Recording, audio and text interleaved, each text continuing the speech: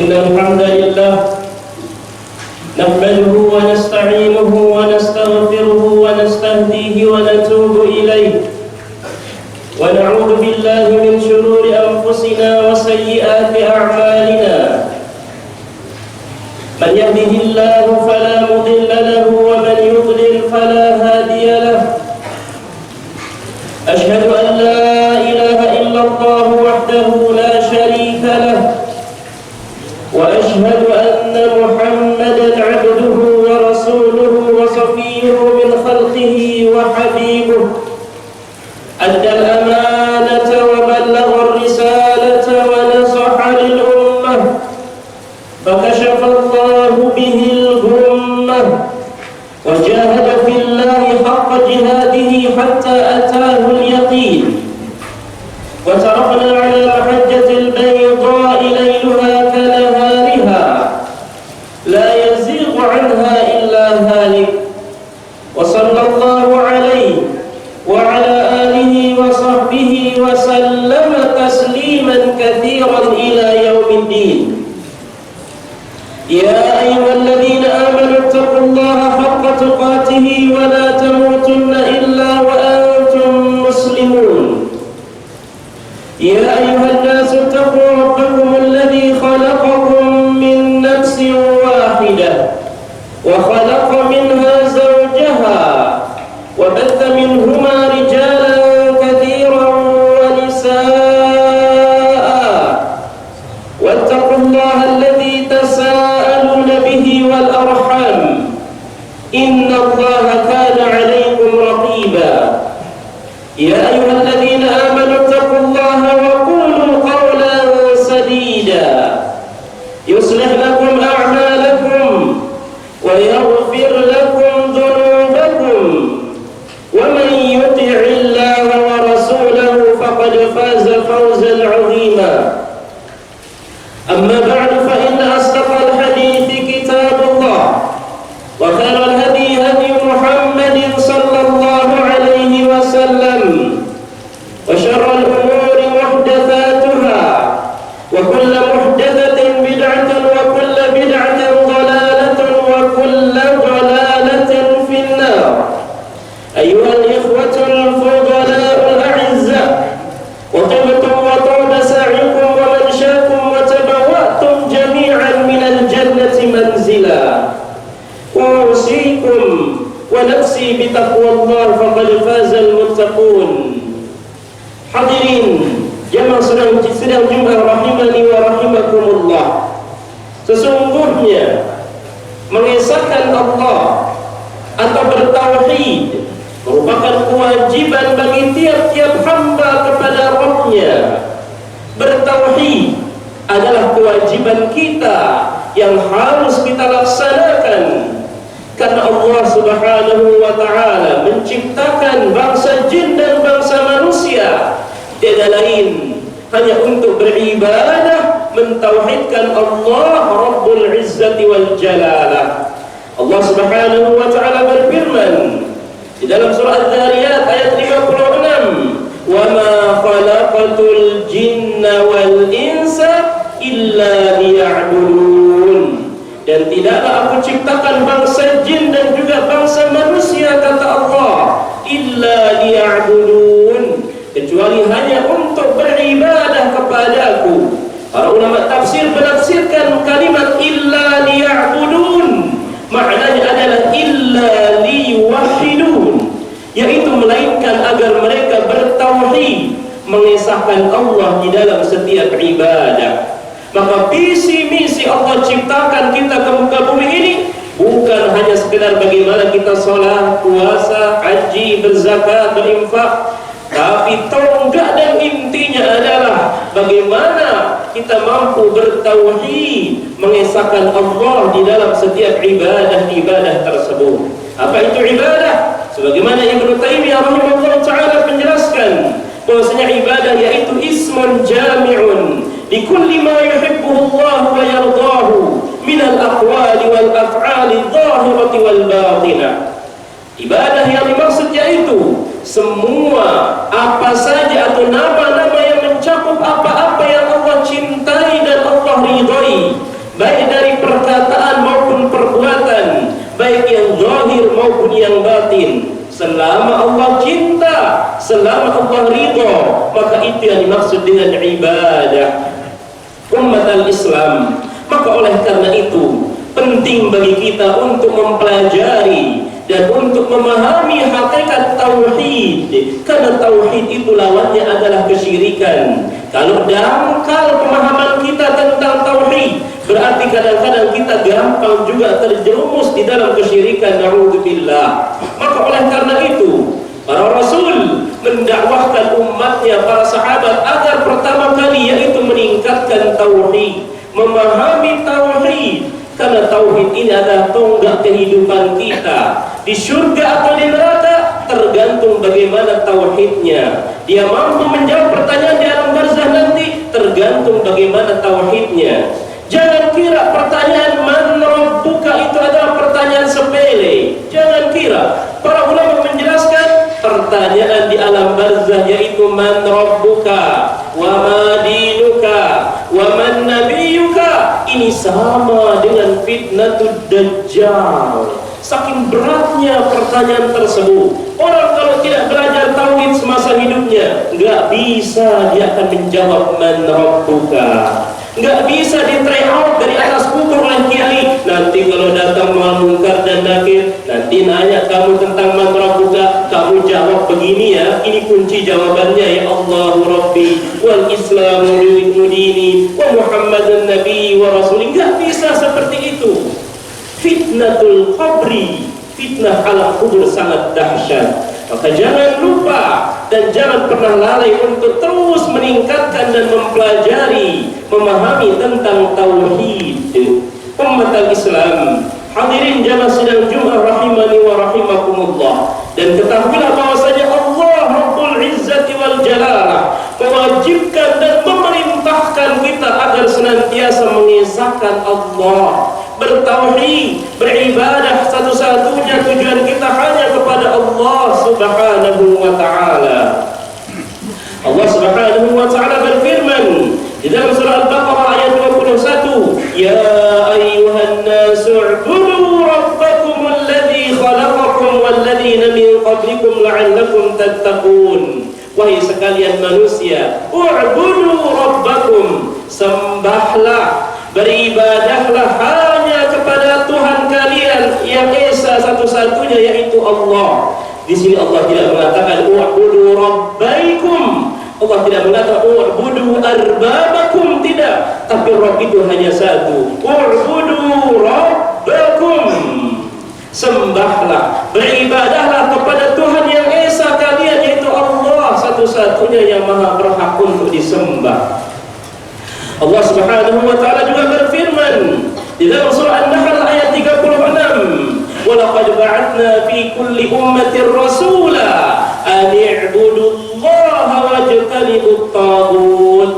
Dan sungguh kami telah mengutus di setiap umat itu seorang rasul, yang mana seorang rasul itu wajib menyampaikan kepada kaumnya, kepada umatnya, yaitu u'budu, ya sembahlah, beribadahlah kepada Tuhan kalian, Tuhan yang esa satu-satunya, wajtanibut taghut, dan hindarilah, jauhilah taghut. Apa itu taghut? Yaitu sesembahan selain Allah, seperti berhala, itu namanya taghut. Atau Fir'aun ketika ia disembah, ia ridha untuk orang-orang sujud atau menyembah kepadanya, maka Fir'aun juga disebut taghut. Semua sesembahan selain Allah, maka itu taghut, harus kita jauhi. Jangan menyembah kepada selain Allah. Umat al-Islam, kemudian Allah Rabbul Izzati wal Jalalah juga berfirman di dalam surah Al-Isra ayat 23, wa qada rabbuka alla ta'budu illa iyyah. Dan Allah telah menetapkan, memerintahkan kepada kalian, maka jangan kalian menyekutukan Allah, jangan kalian menyembah kecuali hanya satu-satunya, hanya kepada Allah Subhanahu wa ta'ala. Allah melarang kita untuk berbuat syirik, dan Allah mewajibkan kita untuk beribadah, untuk bertauhid, yaitu mengesahkan Allah Subhanahu wa ta'ala di dalam ibadah-ibadah kita. Allah Subhanahu wa ta'ala juga berfirman di dalam surah Al-Fatihah ayat 5, iyyaka na'budu wa iyyaka nasta'in. Just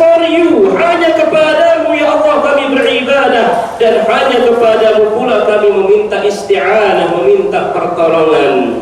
Maka banyak sekali dalil yang memerintahkan kita agar hendaknya kita bertauhid, mengesahkan Allah satu-satunya di dalam ibadah-ibadah kita. Maka inilah pentingnya al-ikhlas, memurnikan niat kita.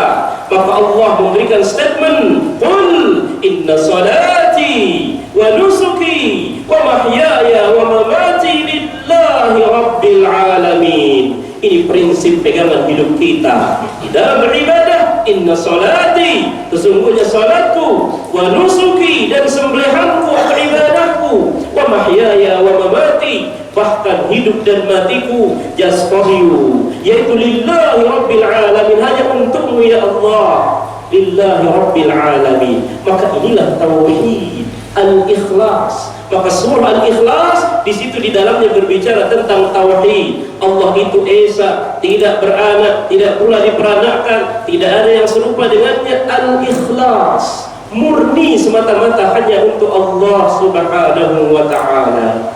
Hadirin jamaah sidang Jumat rahimani wa rahimakumullah. Maka saking pentingnya tauhid, maka setiap Allah mengutus, mendelegasikan Rasul kepada setiap kaumnya, tidak lepas Allah mewahyukan Rasul tersebut agar berdakwah kepada kaumnya, mengajak kepada tauhid. Sebagaimana Allah Subhanahu wa taala berfirman di dalam surah Al-Anbiya ayat 25, "Wa ma arsalna min qablika min rasulin illa nuhi ilaihi annahu la ilaha illa ana fa'budun."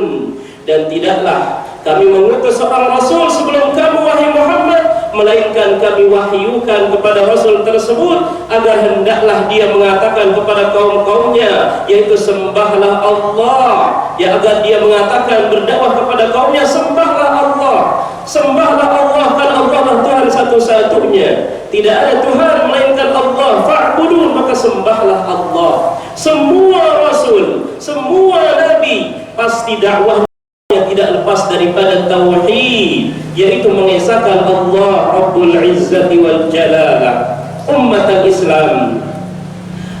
Maka ketika Nabi kita yang mulia sallallahu alaihi wasallam mengutus Mu'adz bin Jabal untuk berdakwah ke negeri Yaman, mana hadis ini diceritakan oleh Ibnu Abbas radhiyallahu taala anhuma, ketika Nabi hendak mengutus Mu'adz bin Jabal ke negeri Yaman, maka ada pesan, ada wasiat Nabi kepada Mu'adz bin Jabal. Nabi mengatakan, innaka sata'ti qauman ahla kitabin, wahai Mu'adz bin Jabal, ketika kamu nanti ke negeri Yaman, kamu akan datang ke suatu tempat, ke suatu kaum, di situ banyak orang-orang Yahudi dan Nasrani, banyak ahli kitab di Yaman tersebut. Falyakun awwalu ma tad'uhum ilaih syahadata an la ilaha illallah wa anna Muhammadar Rasulullah. Maka yang pertama kali kamu ajak mereka, jangan sholat dulu nanti, jangan ajak berpuasa dulu, jangan ajak zakat dan berinfak nanti dulu. Pertama dakwahmu nanti di negeri Yaman adalah syahadata an la ilaha illallah.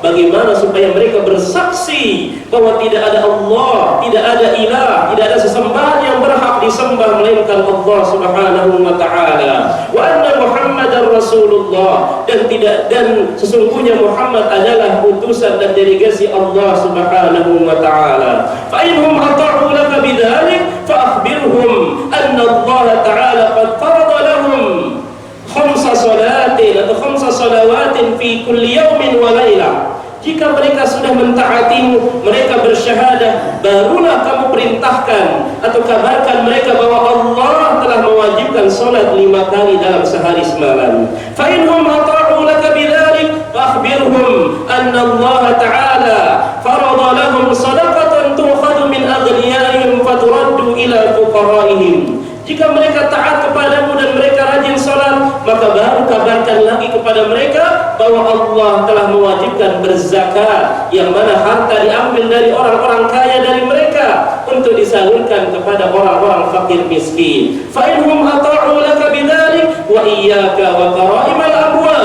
wattaqi da'watal madlum fa inna laysa bainahum wa bainallahi hijab. Rawahul Bukhari wa Muslim. Jika mereka taat, sudah membayar zakat, maka nasihat saya kata Nabi, jangan mengambil harta-harta mereka yang paling mewah, yang paling berharga, yang paling mereka sayangi. Wattaqi da'watal mazlum, hati-hati jangan sampai, hati-hati dari doa orang-orang yang terzalimi. Artinya jangan mudah menzalimi orang, karena doa orang-orang yang terzalimi tersebut tidak ada penghalang antara dirinya dengan Allah. Mudah untuk diijabah doa-doa orang yang terzalimi.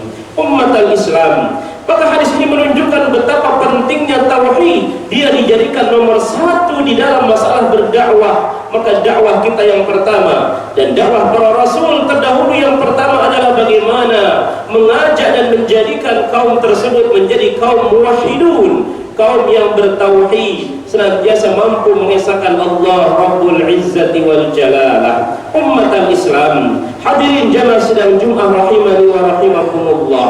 Dan untuk memudahkan kita mempelajari tauhid, maka para ulama membagi tauhid itu menjadi 3 macam. Ada namanya tauhid al-rububiyah, kemudian tauhid al-uluhiyah, dan juga tauhid al-asma was sifat. Pembagian 3 macam ini bukan sebagaimana dituduhkan oleh orang-orang di luar sana. Ketika para ulama membaginya menjadi 3, banyak yang menuduh kita mengatakan, oh berarti ente Trinitas, berarti ada Tuhan Anak, Tuhan Roh Kudus, dan Tuhan Bapa. Wal'iyadu billah. Ini tuduhan yang tidak sama sekali berdasar, berasas. Para ulama membagi 3 bukan berarti maknanya Trinitas, wal'iyadu billah, tidak, tapi hanya untuk memudahkan kita agar mampu memahami dan mempelajari tauhid. Begitu pula kalau belajar bahasa Arab, dibagi kata, dibagi menjadi 3, isim, fi'il, huruf. Kenapa dibagi? Memudahkan untuk mempelajari bahasa Arab, bukan Trinitas bagaimana yang mereka tuduhkan, wal'iyadu billah. Karena Allah itu hanya satu. Ya, man rabbuka, di dalam kubur pun hanya satu pertanyaan, man rabbuka. Tidak ada pertanyaan wa man uluhiyatuka, wa man asma wa sifatuka, enggak ada memang. Hanya Rabb, man rabbuka. Tetapi sekali lagi, ulama membagi 3 ini untuk liajli tashil, untuk memudahkan kita saja untuk mempelajari tauhid. Kalau antum tidak mau membagi 3, enggak masalah. Yang penting paham tentang tauhid.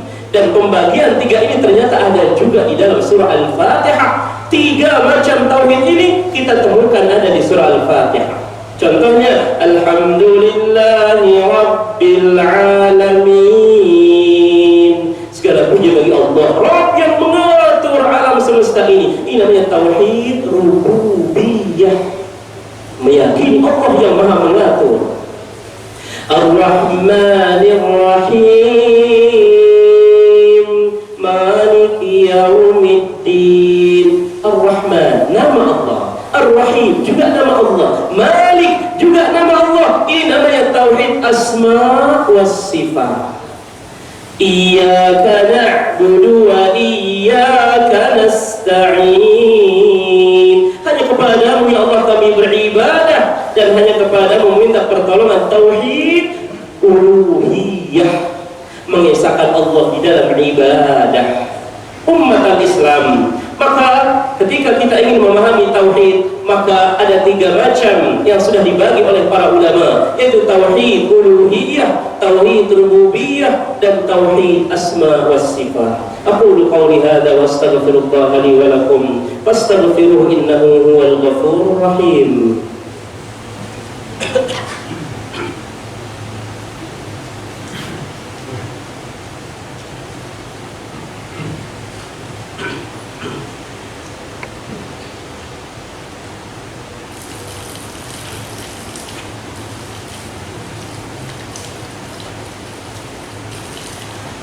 Alhamdulillah hamdan katsiran tayyiban mubarakan fi kama yuhibbu rabbuna wa yarda.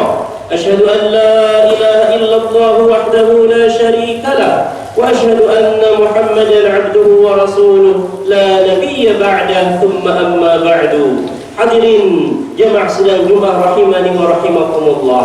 Kemudian yang terakhir yang ingin khatib sampaikan adalah bahwasanya di dalam bertauhid ada keutamaan-keutamaan yang yang kita dapatkan ketika kita betul-betul bertauhid. Sangat banyak tentunya keutamaan-keutamaan, tapi hanya beberapa saja yang ingin khatib sampaikan. Yang pertama, bahwasanya tauhid itu merupakan hak Allah yang harus kita tunaikan dan berikan. Sama seperti kita sebagai hamba memiliki hak, Allah pun memiliki hak yang wajib kita tunaikan. Apa haknya? Yaitu tauhid. Kita wajib mengesahkan Allah dan tidak boleh mempersekutukannya. Sebagaimana dari Mu'adz bin Jabal radhiyallahu taala anhu, beliau pernah menyatakan, kuntu ridfan Nabi sallallahu alaihi wasallam ala himarin yuqalu lahu Ufair. Dahulu aku pernah dibonceng oleh Nabi di atas seekor keledai yang katanya keledai itu bernama Ufair. Maka Nabi bertanya kepada Mu'adz bin Jabal, ya Mu'adz, atadri ma haqqullahi ala ibadihi wa ma haqqul ibadi ala Allah? Wahai Mu'adz, tahu enggak kamu apa hak Allah atas hambanya dan apa hak hamba atas Allah? Maka dengan tawadhu'nya Mu'adz bin Jabal mengatakan, qultu Allah wa rasuluhu a'lam. Hanya Allah dan Rasulnya yang lebih tahu. Baru Nabi mengatakan, fa inna haqqallahi ala ibadihi an ya'buduhu wa la yusyriku bihi syai'a. Ketahuilah bahwasanya hak Allah atas hambanya adalah, yaitu wajib bagi hamba tersebut beribadah hanya kepada Allah dan tidak boleh menyekutukannya, tidak boleh berbuat syirik. Wa haqqul ibadi 'ala Allah alla yu'adziba man la yusyrika bihi syai'a. Rawahu Bukhari wa Muslim. Dan hak hamba atas Allah, maka Allah tidak boleh mengazab, menghukum, menyiksa hamba yang tidak berbuat syirik. Maka selama kita di dunia tidak pernah berbuat syirik, maka tidak boleh Allah memasukkan kita ke dalam neraka. Ini hak kita, hak seorang hamba. Selama dia betul-betul bertauhid, Allah tidak akan mungkin menyiksanya nanti di dalam neraka. Kemudian keutamaan yang kedua, bahwasanya orang yang betul-betul bertauhid akan mendapatkan keamanan dan hidayah.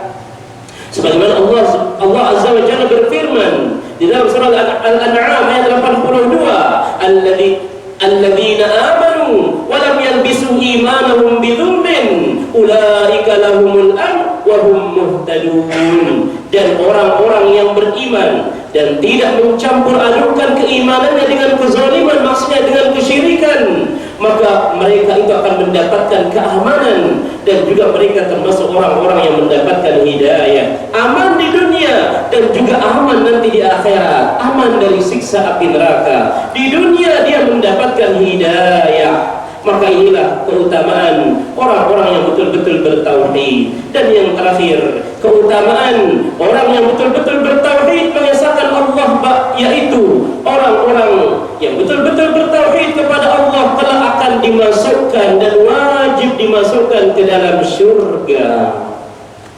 Sebagaimana dari seorang sahabat, yaitu Ubadah bin Samit, beliau mengatakan bahwa Rasulullah sallallahu alaihi wasallam pernah bersabda, "Man syahida an la ilaha illallah wahdahu la syarika lah wa anna Muhammadan Rasulullah wa anna Isa Abdullah wa rasuluh wa kalimatuhu alqaha ila Maryam wa ruhun min wal jannata haqqun wan nar haqqun adkhalahu Allahu al jannata ala ma kana min al amal." Maka Nabi mengatakan, barang siapa yang betul-betul bersaksi bahwa tidak ada ilah, tidak ada sesembahan yang berhak disembah dengan benar kecuali Allah, dan bersaksi Muhammad adalah Rasul Allah, dan bersaksi bahwa Isa adalah hamba dan utusan Allah, dan kalimatnya dilontarkan kepada Maryam, dan ruhnya ditiupkan, wa ruhun minhu, ruh itu dari Allah. Kemudian jannah, surga itu benar-benar ada, wan nar haqqun, neraka itu juga benar-benar ada. Siapa yang bersaksi demikian, adkhalahu Allahul jannata ala ma kana minal amal. Allah akan masukkan dia ke dalam surga meskipun amalan-amalannya sedikit. Mungkin sholat tahajudnya sedikit, sholat duhanya sedikit, infaknya mungkin biasa-biasa saja, tapi tauhidnya, dia tidak mengatakan Yesus itu anak Tuhan, dia tidak mengatakan Nabi Isa itu titisan dari Allah, tidak. Karena kata-kata waruhun minhu, ruh dari Allah yang ditiupkan, bukan ruh Allah itu dipecah dua, titisannya masuk ke perut Maryam, lahirlah Isa, akhirnya dikatakan ini adalah titisan dewa anak Tuhan. Tidak benar. harus kita cermat di dalam memahami hadis tersebut. Wa ruhun minhu, ruh dari Allah yang ditiupkan, karena setiap istri kita kalau hamil maka di 4 bulan atau bulan yang keempat maka ruh akan ditiupkan. Maka itu maksudnya bukan bagian zat dari Allah itu tertitis ke Nabi Isa, hanya dikatakan titisan dewa. Salisu salasah, trinitas wal iyadu billah. Maka inilah keutamaan orang-orang yang bertauhid, dia akan dimasukkan ke dalam surga. Dan juga dari Mu'adz bin Jabal radhiyallahu taala anhu bahwasanya Rasulullah sallallahu alaihi wasallam pernah bersabda, "Man kana akhiru kalamihi la ilaha illallah dakhalal jannah." Rawahu Abu Dawud. Barang siapa yang akhir ucapannya nanti la ilaha illallah, maka dia pasti masuk surga. Maka ketika ada orang sakarat mau meninggal, disunnahkan bagi kita untuk mentalkin dia, menuntun dia la ilaha illallah. Dan itulah harapan kita. Mudah-mudahan kita semua termasuk hamba-hamba Allah yang diberikan husnul khatimah, dan kelak mudah-mudahan dimasukkan ke dalam surganya. Amin amin ya rabbal alamin. Inna Allaha wa malaikatahu yusalluna 'alan nabi ya ayyuhalladzina amanu sallu 'alaihi wa sallimu taslima. Allahumma salli 'ala Muhammad wa 'ala ali Muhammad kama shallaita 'ala Ibrahim wa 'ala ali Ibrahim innaka Hamidum Majid. اللهم بارك على محمد وعلى آل محمد كما باركت على إبراهيم وعلى آل إبراهيم إنك حميد مجيد. اللهم اغفر للمسلمين والمسلمات والمؤمنين والمؤمنات الأحياء منهم والأموات إنك سميع قريب مجيب الدعوات. اللهم اغفر لنا ذنوبنا ولوالدينا وارحمهم كما ربونا صغارا. اللهم أعنا على ذكرك وشكرك وحسن عبادتك. اللهم أعز الإسلام والمسلمين واهلك الكفرة والملحدين ودمر أعداءك أعداء الدين. اللهم انصر إخواننا المسلمين والمستضعفين والمجاهدين في كل مكان وفي كل زمان يا رب العالمين. اللهم آت أنفسنا تقواها وزكها أنت خير من زكاها أنت وليها ومولاها. اللهم إنا نعوذ بك من علم لا ينفع ومن قلب لا يخشع ومن نفس لا تشبع ومن دعوة لا يستجاب لها. اللهم إنا نسألك رضاك والجنة ونعوذ بك من سخطك والنار. ربنا آتنا في الدنيا حسنة وفي الآخرة حسنة وقنا عذاب النار. عباد الله، إن الله يأمر بالعدل والإحسان وإيتاء ذي القربى وينهى عن الفحشاء والمنكر والبغي يعظكم لعلكم تذكرون. فاذكروا الله العظيم الجليل يذكركم واشكروا على نعمه يزدكم ولذكر الله أكبر والله يعلم ما تصنعون.